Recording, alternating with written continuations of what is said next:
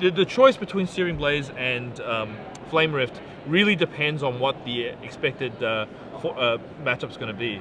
If you're gonna see like more creatures, then you want to have obviously the Searing Blaze. If you're going to see much more combo and like uninteractive decks such as like Hive Mind, Storm, those kind of decks, you want basically to reduce them to 0 as fast as possible and flow Flame.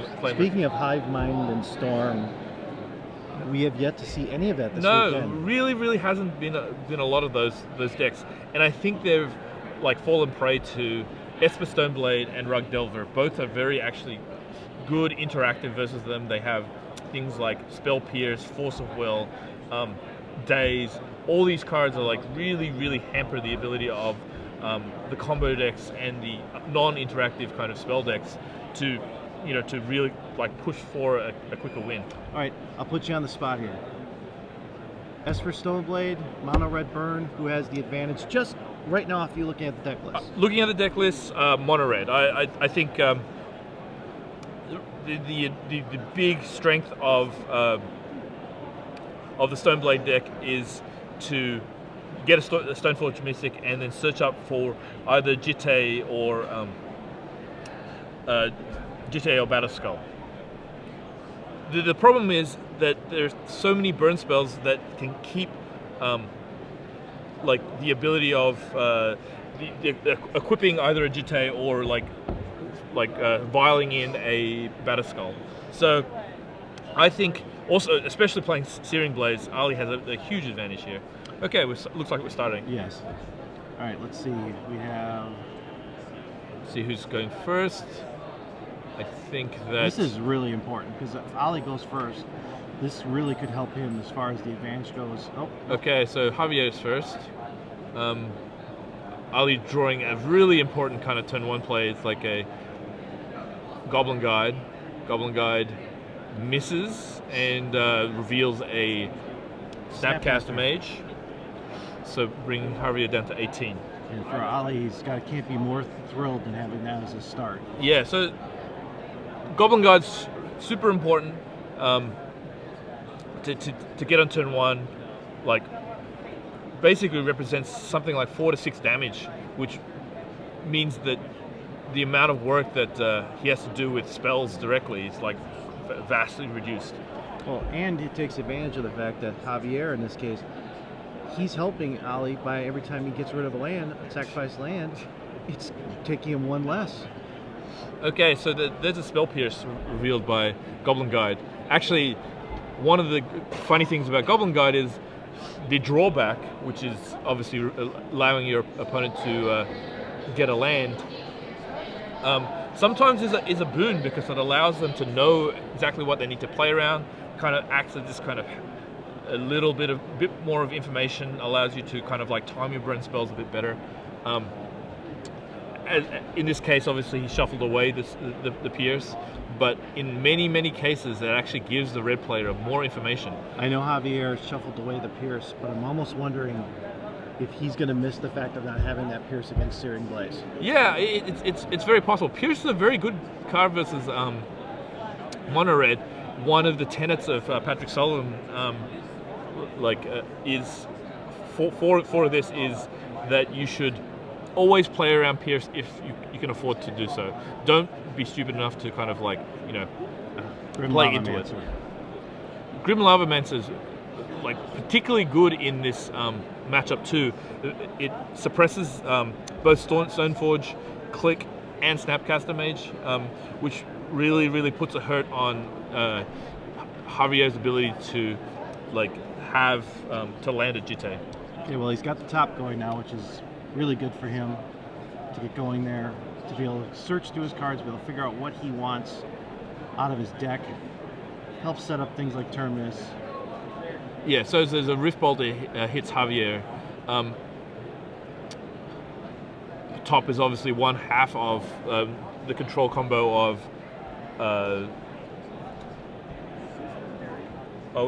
it seems actually he doesn't actually he's not running counterbalance, which is usually paired with top. So in his hand he has a counterspell, Jace the Mind Sculptor, Terminus, and one other card. I can't tell. Counterspell is actually like, you know, not a card you see a lot of. Usually there's one counterspell, which is funny. I mean, there used to be the days where there's like a ton of counters, like you play 4 all the time. I think the other reactive spells have become a lot better. I mean, like the ability of Spell Pierce basically covers a lot of the ground that counterspell used to cover. Force of Will, Swords, the ability to have Terminus. Okay, that will be met by a counterspell. Yeah, so that was a Sulfuric Vortex. That's an enchantment, red 1. Each player's upkeep, they they get dealt 2 damage, and players can't gain life, which is a huge deal when it comes to dealing with Batterskull and Umezawa's Jitte. Yeah. And another card that I really like in Ollie's deck is Price of Progress, because there are so many dual lands out there that Price of Progress can be. Now in this case he doesn't have any out, but most times against most players you're looking at this being a 4 and 8 point damage spell, which is really critical. It can take, I mean, if he had 4 of them out there right now, it'd take him to 4. Yeah, and Javier is obviously very, very aware of the Burn deck list, because he's actually searched for 2 of his lands, both basics. He didn't go for his dual lands,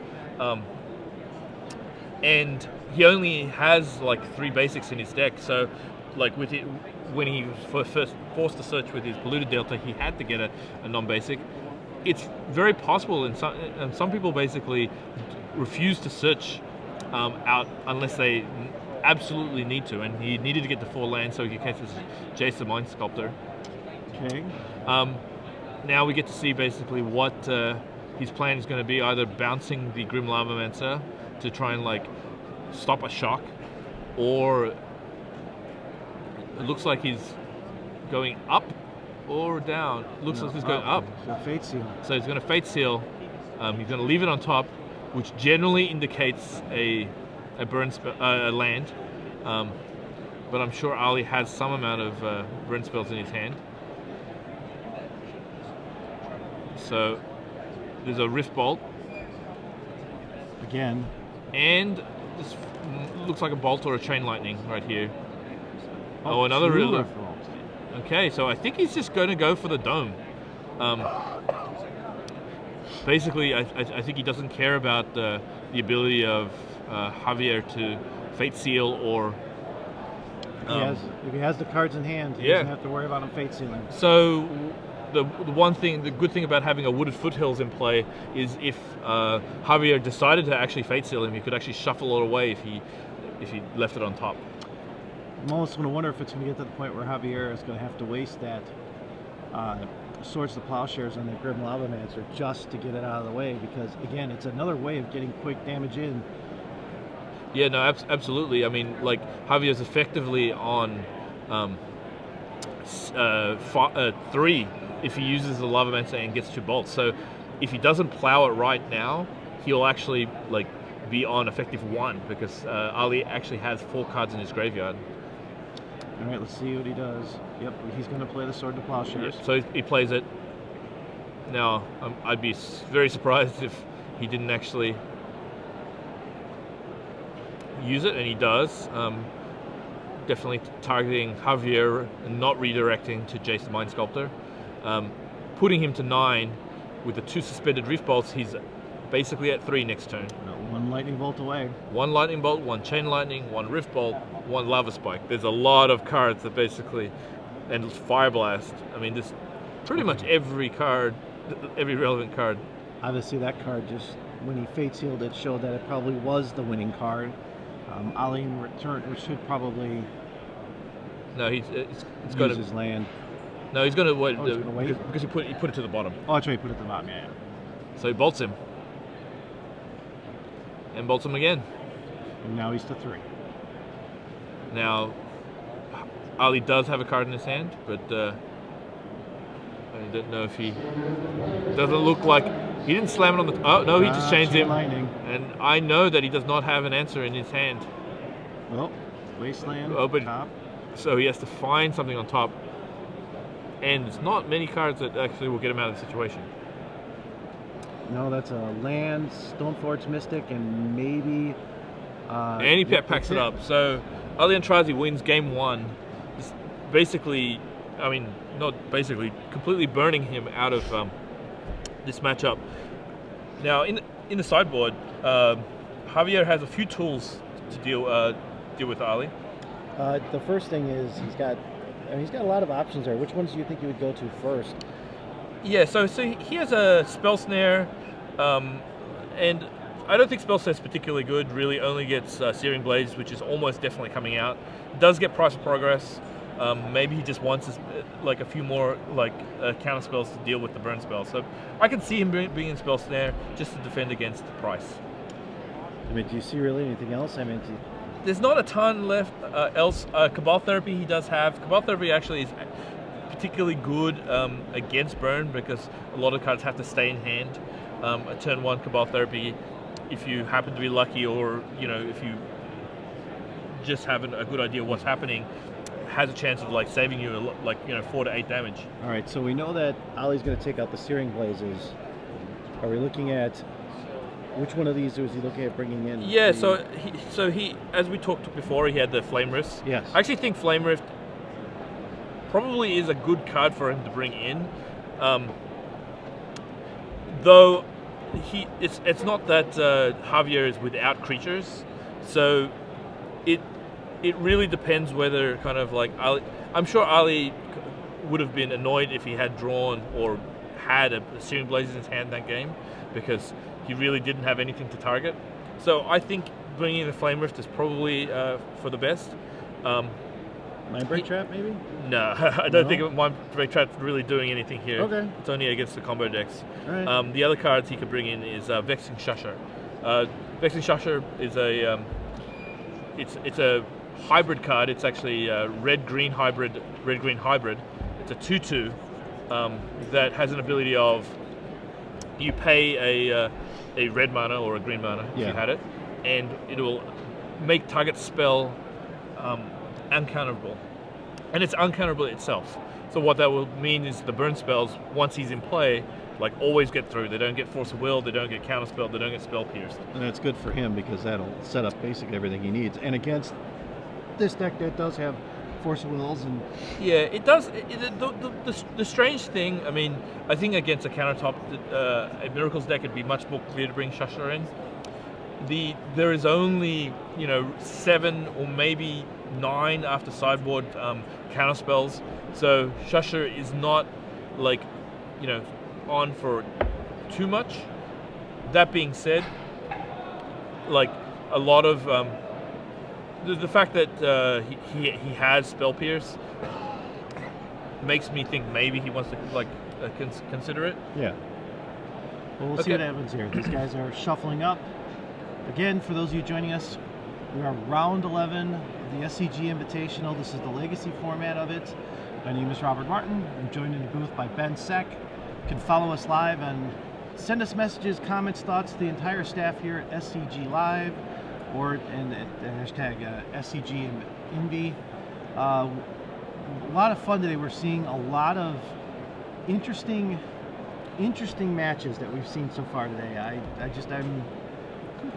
a lot of times Legacy can get a bad stigma of, well, it's we're only seeing certain decks. But today, I mean, it's nice to see that Legacy is just that format of just being able to go out there and offer you lots of variety. Yeah, no, absolutely. And actually, I would say the color that is winning the day today is red. Goblins and Burn. I mean, we've seen 2 Goblins decks, both undefeated as Goblin decks, except against each other. I would have loved to seen the person who would have predicted ahead of time that red would be the color in Legacy that would be doing the best. Yeah, actually, red really has been kind of suppressed a little bit lately. Goblins was not doing well. Burn basically didn't exist until Patrick Sullivan made top 4 with it last week in SCG Open LA. So, but Red's back with force and is doing extremely well. Yeah, it was interesting. We did a interview that will hopefully go up this weekend. I did with Patrick Sullivan. And we were talking a little bit about mono red and how much it means to him to be a red mage. And he goes, You don't understand how difficult it actually is to play a mono red deck. There are timing issues, things like that. Okay, let's take a look. Ali has Fire Blast. He has a Flame Rift. Flame Rift. Um, Only one land though. A Lava Spike. I think he might keep it here. I think he's considered. Yeah, he's kept it because Javier has already started. Javier is sacking his land, searching for a underground, which tends to indicate that he's going to play a black spell here, Cabal Therapy. Mainly because like he doesn't actually have a swamp, so he can't kind of like protect himself if he wants to play a black spell from Price of Progress. There it is, Cabal Therapy. Okay. So we don't know what he named, but it looks like he might have missed because no card got pulled out immediately. He has a Rift Bolt, a Lava Spike, a Vexing Shusher, a Flame Rift, Grim Lavamancer, Fire Blast, and a Scalding Tyrant. Well, that was a very good call on your part that they brought in the Shusher. Yeah, brought in Shusher, brought in Flame Rift. Very likely took out Searing Blaze and probably Goblin Guide. Yeah, Javier attempted to name Goblin Guide as the creature and obviously missed on that. Yeah, I'm surprised. I mean, if I was Ali, I would almost definitely bring out Goblin Guide. I think what you want to do is you want to nullify the opponent's creature removal, like if they happen to keep it in. So the good thing about naming Goblin Guide is it almost definitely indicates that Javier kept in his Swords to Plowshares, which are now, like, apart from hitting these Grim Lavamancers, pretty dead. Does he now go? He has another Cabal Therapy in his hand. It looked like he had a top in his hand.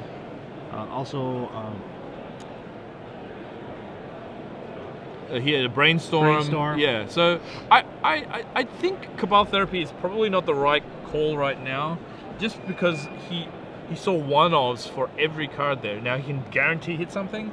The problem with guaranteeing hit something is, like, 1-for-1s at this point, well, he's going for it. Obviously he finds something in there that's a threat that he wants out of the way right now. Yeah, I think he's, like, if he's probably looking for something, it could be Fire Blast. Just because of its general efficiency in this situation, but Fire Blast is obviously not going to affect him until the end of the game. So, Shusher. Okay, so it's interesting to say Shusher, especially in the face of like Fire Blast, and he doesn't have any counterspells in hand right now. So. Engineer Explosives. Yep, Engineer Explosives for 1. Ali didn't draw a land last turn. Drew a Rift Bolt instead. That is the risk when you only play 16 lands. Or I'm sorry. No, it's 19 lands. Yeah. 19 lands. Sorry. 21.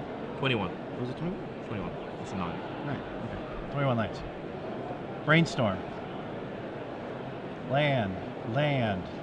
Wow, 3 lands. But he does have 2 of them being a sack land, so he'll be able to shuffle away 2 lands. And he'll be more than happy to get rid of that Wasteland, because that Wasteland really does nothing for him in this matchup. So in his hand he has a top and a Umezawa's Jitte and another sack land. So he's going to be able to kind of, like, if he's able to hit with that Jitte, it's going to cause Ali a lot of trouble. It's just the life gain being the biggest part of it. At the end of the turn, Ali used Lavamancer to hit for 2. So Javier is likely going to sack his explosives to kill the Lavamancer. But the Lavamancer's done, I mean, some of his job already. I mean, he's like, there's no cards in the graveyard. Has no way of like doing shocking his opponent right now. So I don't think Ali is going to be too worried about, like, losing his guy right now. Okay, there it is. Engineer Explosives.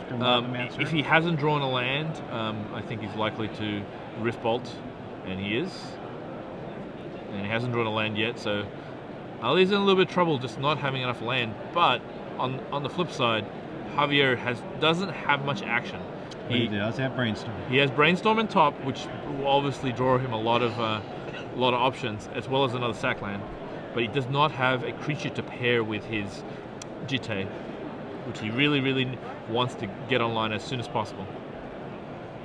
So down goes top. Yeah. Or maybe not. Okay, he's gonna play that one up to the top. Yeah. One of the funny things about like how Legacy plays is that often you will want to tap your dual lands or non-basic lands first, because you're trying to protect from wasteland. You're trying to give yourself like just mainly wasteland. And he plays Jitte. Yeah, beginning of the turn, Rift Bolt hits. Still only at one land. Draws another Rift Bolt. Passes turn. Javier looks like he wants to sack that land, potentially. Yeah, I think he wants to save it now, just so he can shuffle away the cards he sees at the top. There it is, Stoneforge Mystic. Yeah, Stoneforge Mystic is huge here. It's going to allow him to not only equip his Jitte, it's also going to allow him to search up a Batterskull, which is like pretty brutal at this point. With Ali being so short of mana. Alright. Though if he plays the Stoneforge right now, it's going to like almost definitely get hit with Rift Bolt, and there's not much you can do about it. But I think drawing the Batterskull is probably worth it. Okay, so he will play it. He's going to search for Batterskull. I think this game is fast getting kind of taken away from Ali. He is able to suppress that.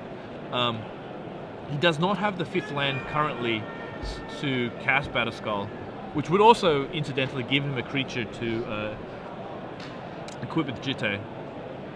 Yeah, I like Batterskull and Jitte together. It seems like a very good combination to me, and it's not like Ali has many answers to that. No, he doesn't have any artifact removal. He's basically he's on plan A right now. It's like burning to the face. Now he's got to decide whether he's going to hit the face or he's going to hit Stoneforge Mystic. There's a very big temptation to go to the face at this point, for the simple fact that if he has like 2 lava spikes, let's say it's 2 lava spikes. Yes. He's going to hit the face. He's going to actually be able to kill Ali Javier if he draws a land. Doesn't look like he's drawn a land, so he's going to chain lightning So if he already had the chain lightning, he might have wanted to give himself to winning the game, because we know he has lava spike, we know he has fire blast. So what would have happened is he was going to be able to draw a mountain, play lava spike, play chain lightning, and then fire blast him to the face. As it stands, he didn't draw the land, so he wasn't able to fire blast. But he still has the chain lightning and was able to kill the Stoneforge Mystic. Okay, he's going to draw off the top. We see land, Swords to Plowshares, and another card. In Ali's hand, it looks like he has 2 Fire Blast, a Flame Rift, a Lava Mancer, a Lava Spike, and a Flame Rift. And here comes Batterskull. Okay. Now this is a big trouble. He needs land badly. And even if he has the land now, it's kind of like, it's tough. He doesn't really have the way of creating 9 damage. He did draw the mountain. He did draw a mountain. But he does not have enough. He can only Flame Rift and Fire Blast right now. He's got 2 Fire Blasts in his hand right now. What he may do is he may Flame Rift, and then Javier is going to equip the Jitte onto the Batterskull, and he's probably going to sack his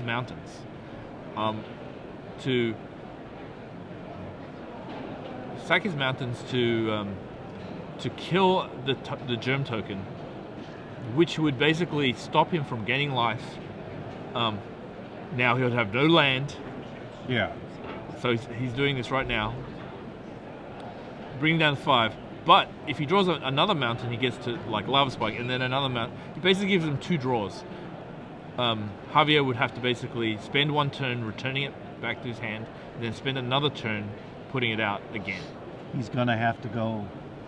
He's gonna have to hit Mountain though. We see swords, engineer explosives, and another land.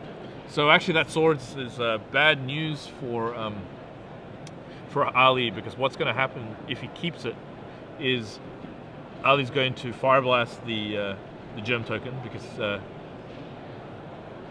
he that's his only way he can survive. Okay, he equips the jet. Right. Comes in. And then he's going to. Oh, he's just going to take it. Okay. So that's crazy. It really kind of represents an 8-point swing for Javier. An 8-point swing is just too much, really, at this stage of the game. And then if you want to if he wants to just pump it next turn, he's going to have the trouble where he can plow it too. So he can gain 16 life next turn if he really wants to. Yeah, this is where I think he would be plowing it right now. There it is. Oh no, yeah, he's got to plow the. I think now he has the Jitte active. I think he can afford to plow the spend the plow on the nope, and just Lava Master. Yeah, so as it turns out, it probably wouldn't have worked out if he fire blasted the germ token, but it probably may have given him a better long shot, even though it puts him to no permanence in play. Well, now that Ali goes back on the play, very important for him to get out early in this match, obviously with mono red burn. Javier looks very content with his deck. Ali's searching out other options. What do you think he might have switched out now? Yeah, I think he may actually board out the shutters. Okay. I think knowing that Javier has the plows, he probably wants to have guide on the play. So, like, at least with guide, you're able to sometimes get in for 2, even in the face of Swords to Plowshares. I think Vexing Shusher is showing that he didn't really have a lot of counter magic available. The fact that he named Goblin Guide on turn 1, Javier did, seems to indicate that he was going to keep in the plows. Yes. All right, well, so for those of you joining us, we are round 11 of the SCG Invitational. Legacy portion, we have this round and one more round of Legacy to go until we go to Standard. Ali Aintrazi, Javier playing round game 3. Plenty of time left for both these because Ali's deck goes really fast. I'm joined in the booth by Ben Sec. Yep. And we are shuffling up. Again, the one thing Adrian and I have talked about earlier, and I know this may seem repetitive, but the sportsmanship between these two. Yeah, no. We've been seeing this all weekend long, and we admit there's a lot of money at stake. And a match like this, I mean, a win and a loss could put you right up there in the top 8, drop you maybe down in the mid to low 20s. No, I think there's often a little bit of a misconception that like high level Magic doesn't have as much sportsmanship because there's so much at stake. Actually, I think overall, as a Magic player, you're very much benefited to be a nice guy. I mean, it really helps you within the community. Like, it means that people like are less likely to kind of like rules lawyer you. You know, like, and to be honest, I mean, like, it just makes playing Magic a much more pleasant experience. And so, I know that the judges and the DCI have like worked very hard to kind of root out a lot more of the like less desirable elements of tournament play, and I think they've really succeeded. I mean, there's much less like lack of sportsmanship, much less cheating. Well, look at this weekend, for example. We have You have people that are coming down watching all these matches up on the stage there. You can see Patrick Sullivan back there in his Atlanta Hawks jersey. I mean, there are a lot of people watching these matches, and there are people, the fans aren't interrupting. A lot of events, the fans try to put themselves in the matches, and when they shouldn't be. And that's the one thing that's really nice about Magic, is that these players, and spectators especially, very considerate of the people at hand playing. Yeah. So there's Patrick Sullivan basically probably cheering on his creation. All right. Ali on the play. We're not sure if he's keeping. I would say Javier is almost definitely keeping. He has a Brainstorm at Sackland. Snapcaster Mage. Snapcaster Mage, as well as I believe, is that a Stoneforge Mystic as well? So pretty much every piece of the pie that he needs. Okay, Ali goes Scalding Tarn, Cracking for a Mountain. Hopefully seeing a first turn Goblin Guide out of him to get the ball rolling quickly, or Grim Lavamancer. Oh, that actually might not be a Stoneforge Mystic. It looks like it could be a Lingering Souls. There's the Goblin Guide. Oh. And a Plow, so that Goblin Guide is probably not long for this world. So, alright. So happens to have that wonderfully shiny foil plane. Pass turn. The funny thing is, like, oh, that is not. So a Stoneforge Mystic is revealed. A lot of times, players do not attack on turn 2, especially when they know that, like, in this case, Ali knew Javier had a Plow. Yeah. They wouldn't attack because they don't want to give them the chance of getting that land. And sometimes that land could be the extra land that they really needed, or the card under it could be the card they need. And it's not like the Plow is going away, so so Javier would probably still play it. Ali cracks another Scalding Tarns. That should take him to 18. Grim Lavamancer. Grim Lavamancer spikes him, bringing Javier down to 15. Now he's he would be a little bit afraid to play the Stoneforge Mystic into the Lavamancer, which already has some cards in the graveyard to remove. He has 3 cards in the graveyard, 2 lands, and that spike he just played. He's going to play it anyways. Yep. Play it anyway. Needs to get the Jitte. If it is actually Lingering Souls that are in his hand, he'll have a few creatures basically to be able to equip. Okay, he goes and grabs the Jitte, and we'll offer Ali to cut, and we'll pass the turn.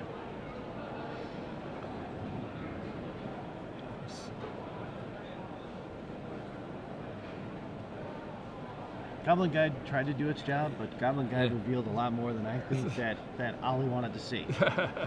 Yeah, no, those 2 cards that he revealed are like pretty brutal, like the Swords of Plashes and the Mystic. And it does look like you're right. He does look like he has Lingering Souls in his hand. That's a 3rd Scalding Tarn. Okay, so it kills the Mystic before it becomes active. He's passing the turn. Oof. Either tending to indicate that he has some amount of land in his hand, while still kind of, because if he had a Spike, Flame Rift, Chain Lightning, it's very likely that he would play them right then. Okay, Javier plays a fetch land, passes turn. Ali on that turn, before the end of the turn, cracks his 3rd Scalding Tarn, taking him down to 17. So Javier sacks in response. Probably getting a basic land. He's being fairly cautious about playing around Pirates of Progress. He only has 3 basic lands in his deck though, so he's only got 1 more left. All right. Plays a Snapcaster. He's plowing. Ali's Grim Lavamancer at end of Ali's turn, so he doesn't get another shock out of it. Also provides him with a body for Jitte next turn.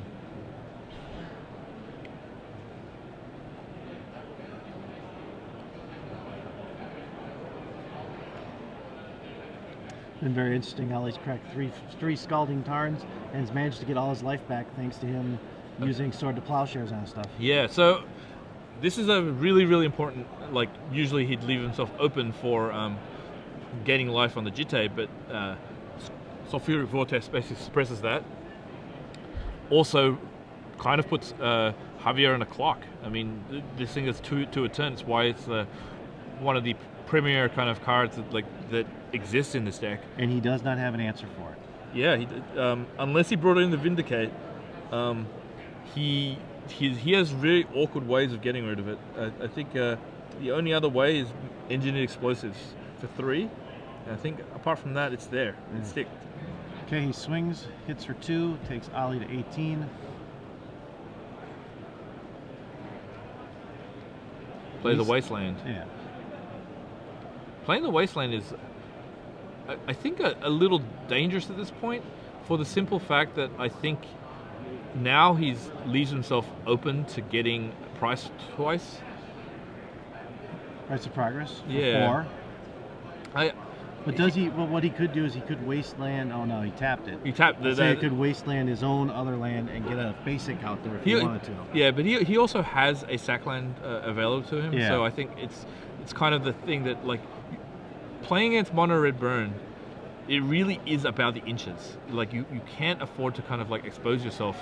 Searing wow, Blaze. like, so Ali actually kept in the Searing Blazes, probably to. There's the Force of Will, which he can play with.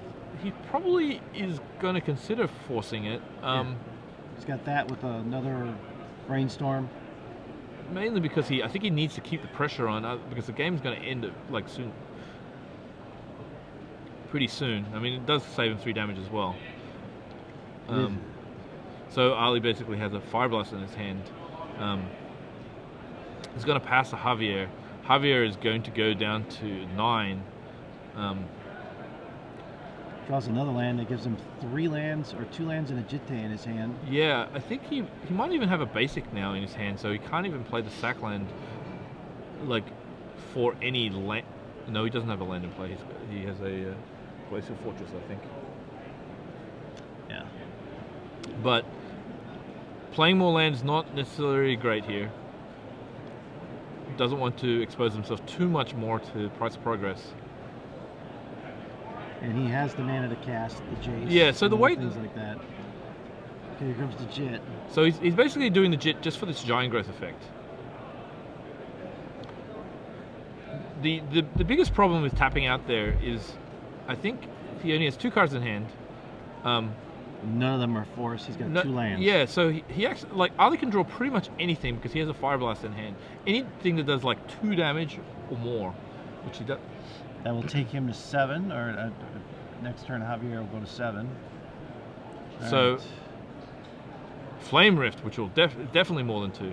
Actually, it's going to, like, and I mean, I don't believe Ali has, Javier has any way out of this. There it is. That's puts him down to 1, and then the Sulfuric Vortex is going to do the final damage. Passes turn, and that's it. Can't get any life from the Jitte because of the Sulfuric Vortex, and he's conceding. Well, congratulations to Ali Aintrazi. Mono Red Burn. It's the weekend of Legacy Red. Yes. And I'm